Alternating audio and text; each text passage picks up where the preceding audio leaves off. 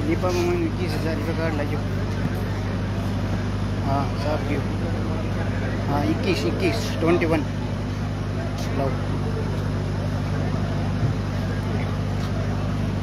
शिक्षा विभाग द्वारा आयोजित 68वें जिला स्तरीय माध्यमिक उच्च माध्यमिक विद्यालय 17-19 वर्षीय आयु वर्ग छात्र छात्रा सॉफ्टबॉल प्रतियोगिता 2024-25 के उद्घाटन के अवसर पर मैं बधाई दूंगा डेरू ग्राम पंचायत को, डेरू गांव को और शिक्षा विभाग उन तमाम अधिकारियों को जिन्होंने दिन रात एक करके बच्चों को कठिन परिश्रम के रास्ते यहाँ तक लेके आए। बहुत बहुत आपको बधाई। और मैं माफी चाहूंगा कि मैं कम से कम 5 घंटा आपके भी देरी से आया। 5 घंटा, हेलो, 5 घंटे की देरी मुझे पहुंचने के अंदर हो गई। मेरी माता जी की तबीयत खराब थी, कल मैं शाम को उनको लेके जयपुर गया। लेकिन चूंकि आज इलाके में 3-4 बड़े कार्यक्रम है टूर्नामेंट के, मैं छात्र जीवन से, छात्र संघ और नौजवानों से हमेशा जुड़ा रहा। आपसे बहुत बड़ा लगाव है। मैं डॉक्टरों से छुट्टी लेके आया हूँ। मैंने कहा मैं रात तक वापस आ जाऊंगा और एक बार बच्चों के बीच में अपनी उपस्थित देता हूँ। गाँव वालों को धन्यवाद दूंगा। मैंने इनको कहा कि मैं थोड़ा लेट हो जाऊंगा। इन्होंने कहा MP साहब चिंता नहीं करें, आप लेट हो जाए, लेकिन एक बार आप आए। और डेरू गांव के अंदर मैं कोई नया नहीं हूँ, 50 साल से आप लोगों के बीच हमने सेवाएं दी और आपने दोनों हाथों से मेरे परिवार को मुझे हमेशा आशीर्वाद दिया, हमेशा आगे रखा। आज जो विकास नजर आ रहा है, निश्चित रूप से कुछ कमियां विकास की जरूर रही होगी, लेकिन विकास 2008 के बाद अनवरत खींवसर के अंदर चला और विकास का एक परिणाम है कि आज नागौर के हमारे बच्चे, खींवसर के हमारे बच्चे बच्चियां खेल के मामले के अंदर, पढ़ाई के अंदर हर जगह ताल ठोक रहे, हर जगह अग्रणी पंक्ति के अंदर खड़े। निश्चित रूप से अब वो पुराना नागौर नहीं रहा जिसके लोग कहते थे नागौर जिसमें घोर नहीं करें। अब कहते हैं नागौर वाले आगे RJ 21। ये पूरे देश के अंदर डंका नागौर जिले का बज रहा है। निश्चित रूप से बहुत बड़ा परिश्रम आपने हमने मिलकर किया और वीर तेजाजी महाराज का जयकारा डेरू गांव के अंदर तेजाजी महाराज का मंदिर भी है और तेजाजी के जयकारे के साथ पूरा गांव सारी पार्टीबाजी भुला के एक साथ एक मंच में खड़ा मिलता है। मुझे तो हमेशा सौभाग्य प्राप्त हुआ। मुझे याद है 2003 में जब पहली बार लड़ा था, 2 किलोमीटर दूर आए थे आप लोग मुझे लेने के लिए। उस समय बिना दल के मैं आया था और लगातार अलग अलग चिन्ह से आपके बीच आया। आपने कोई कोर कसर नहीं छोड़ी। हाँ, आपसी मनमुटाव आप लोगों को हो जाते हैं क्योंकि अपन तो किसान है। जब तक आपस में नहीं लड़े तो किसान कौन कहेगा? किसान तो लड़ना ही आपस में, क्योंकि सत्ता पर हमें पहुंचना नहीं, आपस में लड़के और वही रहना नीचे। इसलिए भाइयों एक ही सीख आपको दूंगा कि आपस के झगड़े खत्म करके हमें सत्ता के शिखर पे जाना है। आज जो हालात बने, अभी जिस तरह बरसात हुई, अतिवृष्टि हुई, कहीं ओलावृष्टि हो जाती है, कहीं अकाल पड़ जाता है, सब लोग देखते हैं कि सरकार की तरफ टकटकी लगा के कि सरकार कोई घोषणा करेगी, सरकार मुआवजा देगी। फसल बीमा कंपनियां जिस तरह गुंडागर्दी करके किसानों को प्रीमियम लेके भाग जाती है, कौन उनको पकड़ेगा? पेपर लीक की घटनाएं जिस तरह हो रही है, बजरी माफिया का जो आतंक है, जिस तरह हम हमारे खेत के अंदर अगर पत्थर निकाल के पेट पाड़ ले तो माइनिंग वाला आके पेनल्टी कर देते हैं, मुकदमा दर्ज कर लेते हैं। किसी ने बलव जगह लिया, किसान को तंग करेंगे, विजिलेंस आ जाती है। तब आपको याद आती है सरकार, लेकिन सरकार में आपके लोग नहीं है। भेज भी दोगे, अपना बिजनेस करेंगे, अपना काम करेंगे, लड़ने की क्षमता राजस्थान के अंदर नेताओं के अंदर नहीं रही। और इसलिए दुर्भाग्य से 70 साल में इस प्रदेश के अंदर 2 ही दल रहे, एक कांग्रेस और एक भारतीय जनता पार्टी। तीसरी ताकत की परिकल्पना अगर किसी ने करी, तेजाजी महाराज के जयकारे के साथ विधानसभा और लोकसभा के अंदर तेजाजी का जयकारा लगा के देश के किसानों का ध्यान इस राजस्थान की ओर आकर्षित कराया और नागौर की धरती से इस कर्ज माफी के आंदोलन को अगर हवा दी, फ्री बिजली टोल मुक्त राजस्थान के आंदोलन को हवा दी, तो आपके विधायक ने उस समय के आपके सांसद ने इस देश के अंदर राजस्थान के अंदर नई RLP पार्टी का गठन करके ये साबित कर दिया कि वो राजस्थान नहीं रहा जो पार्टियों के पीछे भागेगा। अभी नया राजस्थान बना है जहाँ तीसरी ताकत खड़ी हो सकती है। भाइयों, राष्ट्रीय लोकतांत्रिक पार्टी से प्रेरणा लेके भारतीय आदिवासी पार्टी बनी। पहली बार के अंदर उस पार्टी के 3 विधायक और 1 सांसद बने। हमारे भी 3 विधायक 1 सांसद थे, लेकिन मेरे साथ जो टीम थी, जितना मैं काम कर रहा था राजस्थान के अंदर, उतना वो टीम काम नहीं कर पाई। और 2 साल कोरोना के अंदर हमारे कैसे निकल गए। कोरोना ने परिवार खाली कर दिए। 50 लाख मौतें देश के अंदर हुई। सरकारी आंकड़े कुछ भी कहे, लेकिन हर घर से या हर पड़ोस से एक आदमी कोविड के अंदर चला गया। जब दूसरी लहर चली थी तो ऑक्सीजन सिलेंडर के अभाव के अंदर दम तोड़ते देखा था। मेरे पास टेलीफोन आते थे, MP साहब 1 सिलेंडर दिला दो, मेरे बच्चे को भर्ती करा दो, मेरे पिताजी को भर्ती करा दो, हॉस्पिटल में बेड दिला दो। इस तरह के दौर से हिंदुस्तान गुजरा था।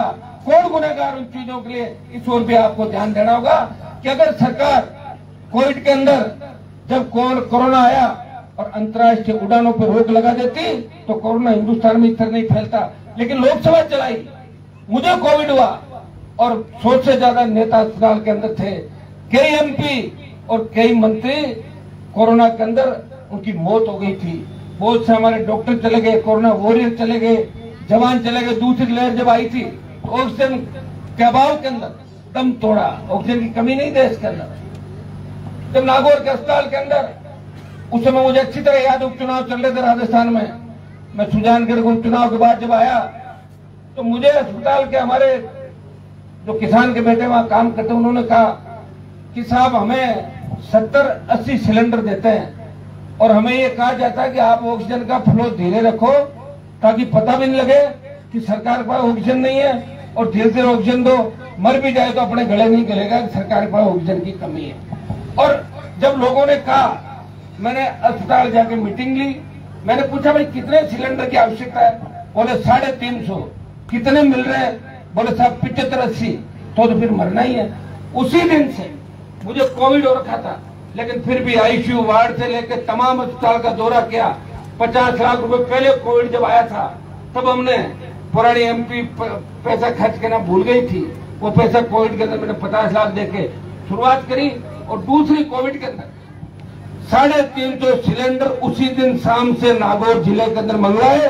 मैं ये नहीं कहता कि मैंने सबकी जान बचा ली, लेकिन मैदान छोड़ के नहीं भागा था, आपके बीच खड़ा था हर सुख और दुख के अंदर, और आपके बीच ही नहीं खड़ा था। इस राजस्थान के सम्मान की लड़ाई कोई लड़ रहा था।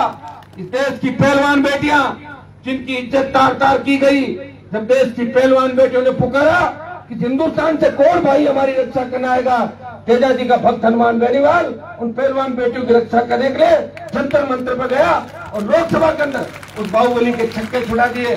जब किसान आंदोलन हुआ तब हिंदुस्तान से बात उठी कि किसान आंदोलन का जो यज्ञ हो रहा है इसमें आहुति कौन देगा।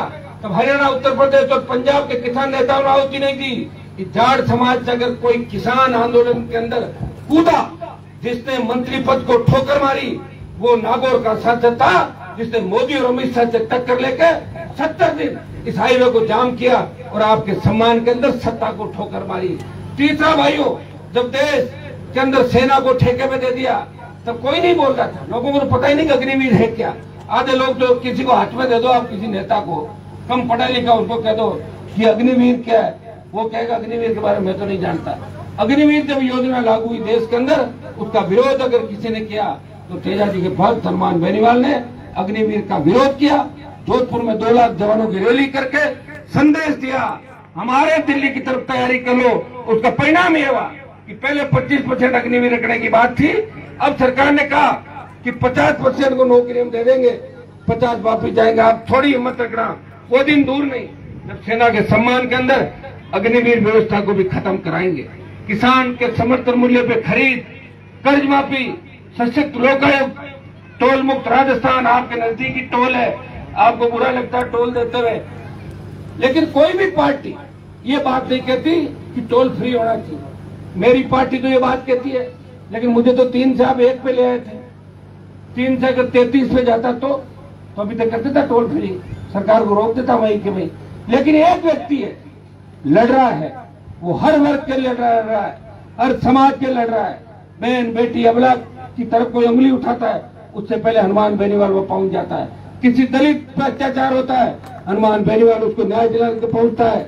गरीब को गणेश मान के मैंने सेवा करी, उसी का परिणाम है कि आप दोनों हाथों से मुझे आशीर्वाद दे रहे हो और तेजाजी महाराज का जयकारा के साथ आदर्श राज की स्थापना की जो परिकल्पना हमने की, निश्चित रूप से हम दिशा के अंदर आगे बढ़ रहे हैं।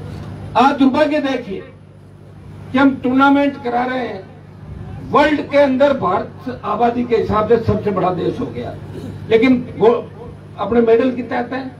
1, 2 और 2, 3 में ना राजीव कूदा मेडल ले लियो। छोटे छोटे देश जो पूरे नागौर जिले राजस्थान जीते होंगे 40, 50, 60, 70, 80, 100, क्योंकि उनको सुविधाएं मिलती। ये सुविधाएं क्या है? ये टूर्नामेंट करा रहे हो, ये तो गांव वाले और भामा शहर चंदा करके करवा रहे हो। काहे के टूर्नामेंट सरकार को देना चाहिए ना, पूरा बजट सरकार दे। ग्रामीण प्रतिभाओं के लिए सरकार पूरी व्यवस्था करे कि बच्चा खेल रहा है, उसकी पूरी पढ़ाई लिखाई, उसका रहने करने की आगे किस तरह बढ़े। हालात ये है कि कोई तीरंदाजी में जाना चाहता तो उसके पास अच्छा धनुष नहीं है, कोई शूटिंग में जाना चाहता तो उसके पास पिस्टल नहीं है, कोई फुटबॉल खेलना चाहिए तो उसके पास ग्राउंड नहीं है, कोई हॉकी खेलना चाहता तो उसके पास हॉकी का ग्राउंड नहीं है, जो आधुनिक आपका मॉडर्न जिस तरह का आता है, मेट की व्यवस्था नहीं है। तो भाइयों, ये हिंदुस्तान की तस्वीर है। चंदा करो और जीवन जीमो, बस ये हिंदुस्तान की तस्वीर है। यहाँ भामा से आ जाएंगे, 2 पैसे दे देंगे, बच्चे खुश हो जाएंगे, ताली बजाएंगे, हमारा देश भारत जनगण मन करके निकल जाओ। इससे ज्यादा मुझे तो लड़ाई नजर आने नहीं कहीं पे, क्योंकि मैं तो लड़ाइयों के दौर से निकला हूँ। सरकार जब तक खुद नहीं, हर चीज का प्राइवेट सेक्टर के अंदर सरकार जो भी चीज आती है उसको प्राइवेट कर दो, इस चीज को प्राइवेट कर दो, तो फिर सरकारी सेक्टर का क्या होगा मेरे भाइयों? जब मैं इस चीज की भी चिंता करनी है कि सरकारी हमारी स्कूल है वो आगे कैसे बढ़े। सरकार खुद ही चाह रही है कि सरकारी स्कूलों को फेल करो और प्राइवेट स्कूल वालों को मदद करो। तो मैंने लोकसभा के अंदर एक बात कही थी कि प्रत्येक MP का बच्चा बच्ची और कलेक्टर SP का बेटा बेटी अगर सरकारी स्कूल में पढ़े तो मास्टर भी लग जाएंगे, सारा काम भी होगा। ये मैंने मामला उठाया था। ये निश्चित रूप से एक संदेश देश के अंदर जाएगा। हमारे तंत्र की ये व्यवस्था है कि आज सरकारी स्कूल के अंदर रंग रोगन कराना हो तो 10,000 रुपए नहीं उनके पास, फर्नीचर के अभाव के अंदर सेंटर नहीं मिलते, कुछ भी नहीं हम लोगों के पास। बातें कर देंगे, धन्ना सेठों का 16 लाख करोड़ का कर्जा माफ कर दिया दोनों सरकारों ने 15 साल के अंदर। तो किसान का कर्जा माफ भी कर दो, एक बार बूस्टर डोज दो किसान को, किसान अपना आप आगे खड़ा हो जाएगा।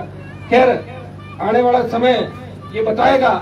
आप लोगों को निश्चित रूप से मजबूती के साथ, अच्छी सोच समझ के साथ एक रहते हुए आगे बढ़ना है। और एक संदेश फिर आपको यह दूंगा कि इस इलाके के अंदर 15-20 साल के अंदर आपस में बैठना सीख गए। पहले आपस में बैठते नहीं थे, जो सरपंच में आमने सामने लड़ते थे, अब आपस में बैठना भी सीख गए, एक दूसरे कार्यक्रमों में जाते हो। एक ही संदेश दूंगा कि छोटी सी बात को, जिसका कोई अर्थ नहीं है, उसको मुद्दा बना के लंबे समय तक उस बात पे अड़े हुए नहीं रहना चाहिए, खराब नहीं होना चाहिए। इस बात का विशेष रूप से ध्यान रखना है, क्योंकि डेरू से पूरे इलाके में संदेश जाता है। और मेरा तो एक तरीके से ये गांव ही मान लो, हमेशा आपने आशीर्वाद रखा, हमेशा प्रयास किया। ये सड़क जिससे मैं आया हूँ, सड़क थोड़ी खराब बनी है, ये सही है, मैं बार बार इसकी जांच करा रहा हूँ। मुझे लग रहा है कि ठेकेदार कुएं में नहीं कूद जाए और लिख दे कि हनुमान जी की वजह से हमारा सड़क पुलिस मेरे पीछे दौड़ेगी, ऐसा लगा। मैंने ठेकेदार को टाइट करेगा, आप चिंता नहीं करें, इस सड़क को पूरी ठीक कराएंगे। आपके डेरू के अंदर 2 सड़कें मुझे और लिख के दी आपने। वैसे तो डेरू खोड़वा, ये तो डेरू की, बाकी डेरू लाला नहीं बढ़ गई, अंदर हो ही गई आपके। एक तो लिख के दिया है डेरू गांव में डेरू सिलगांव रोड से 22 साहब प्याऊ बाया से प्याऊ तक 4 किलोमीटर, और टांकला से डेरू रोड में चौड़ाई को 1 किलोमीटर बाकी है। ये आपके दोनों करवा देंगे। थोड़ा सा चुनाव इससे मामला थोड़ा सा, ये जो पहले का पैसा आया हुआ इलाके के अंदर, उसमें भी अभी कई जगह टेंडर हुए, कई जगह ठेकेदार भाग गए, किसी को पकड़ के ला रहे हैं, कोई भाग रहा है, कोई ले नहीं रहा है। सारे काम स्टार्ट कराए, समय लग गया। ये डेरू पंचायत के जितने भी डेरू गांव के काम है, इनको मैं जल्दी आपके दोनों सड़कों को भी मैं करवा दूंगा, आप निश्चित रहे। मैं जो कहूंगा वो करूंगा, समय लग सकता है, स्कूल के अंदर 40 लाख रुपए, आपके 35-40 लाख रुपए DMFT से आए हुए हैं, लेकिन चूंकि आप लोग चाहते हो कि स्कूल नया बने, इस पैसे को खर्च नहीं कर रहे हो। मैं आज घोषणा कर रहा हूँ, इस स्कूल को भेज के, अब तो दिल्ली से बनेगा, सारा पैसा दिल्ली का आएगा, और जो स्कूलों के मंत्री है वो भी मेरे अच्छे मित्र हैं, तो मैं कोशिश करूंगा कि हमारे 10-15-20 स्कूल जिले में, 5-7-10 स्कूल खीमसर के अंदर, जिसमें डेरू का स्कूल भी अच्छा मॉडर्न स्कूल हम जिसको कहते हैं, एकदम नई बिल्डिंग, जो नई बिल्डिंग जिले के अंदर और 3-4-5 जगह बनी है, ऐसी नई बिल्डिंग डेरू में बने, इसकी शुरुआत हम जल्दी करा देंगे। डेरू में नई स्कूल की मैं घोषणा करता हूँ। साथ ही साथ और बच्चे में आपके अगर बिजली के कोई काम है, किराए की बिजली पूरी बच गई, एक और किराया, और कोई आपके अगर विकास के काम है, मैं आपको विश्वास दिलाता हूँ, टंकी आपके बने रही ना डेरू में, नाम आ तो गया, डेरू हाईवे में नाम तो मोटो लंबो छोड़ो, डेरू गुड़िया 60 में तो रहेगा ना, गुड़िया पानी पिएगा तो क्या दिक्कत है, पीने दो ना 60। ऐसे मुद्दा मत, मेरी बात सुनो, टंकी का मुद्दा मत बनाओ, डेरू गुड़िया लिखा हुआ आएगा। लोग तो डीडवाना कुचामन लिख के उड़ाई फिर लाई, डीडवाना कुचामन 3 लिख दे तो ही लाल फिर। गुड़िया आपकी पंचायत का गांव है, गुड़िया कोई अलग नहीं है, तो डेरू के साथ लिखा है डेरू गुड़िया। काय कह रहे हो बाबर, काय कह रहे हो बताओ? अरे टंकियों की चिंता क्यों कर रहे हो? तो मैं तो सारी सरकार यहाँ लेके आ रहा हूँ, तुम टंकी कर रहे हो। वो जरा वो नाम बड़ा नाम, आप जैसा चाहोगे वैसा हो जाएगा, आपको चिंता करने की जरूरत नहीं, ठीक है? इतना मैं भी समझता हूँ। टंकी जल्दी चालू करा देंगे, आप जैसा चाहोगे बैठा के आप लोगों को, और जहाँ पानी सबको मिले और एक साथ आपकी बात रह जाएगी। ज्यादा इसमें करने की आवश्यकता नहीं इस बात को, है ना, या घोषणा करूँ ठीक नहीं लगेगा। सरपंच यहाँ हमारे ये CBO साहब नौरतन जी नाइक साहब और SCBO राजू जी खदाव, श्रीमती पूजा स्वामी, कुंभाराम जी सरपंच प्रतिनिधि, पूर्व श्रवण जी सरपंच प्रतिनिधि लाला, और अनंदाराम जी पूर्व सरपंच साहब,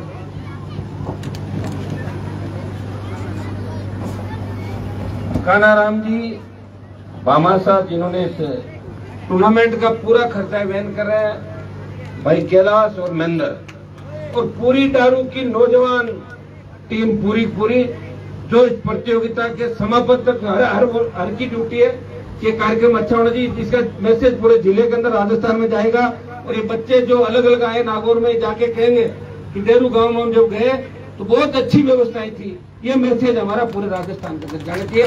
तो पूरे नौजवानों को मैं जिम्मेदारी दे रहा हूँ, और बच्चे में आपके काम है, अगर कोई भूल से रह गया तो कागज लेके भिजवा देना, मैं तो कहीं नहीं जा रहा हूँ, तैयार हूँ।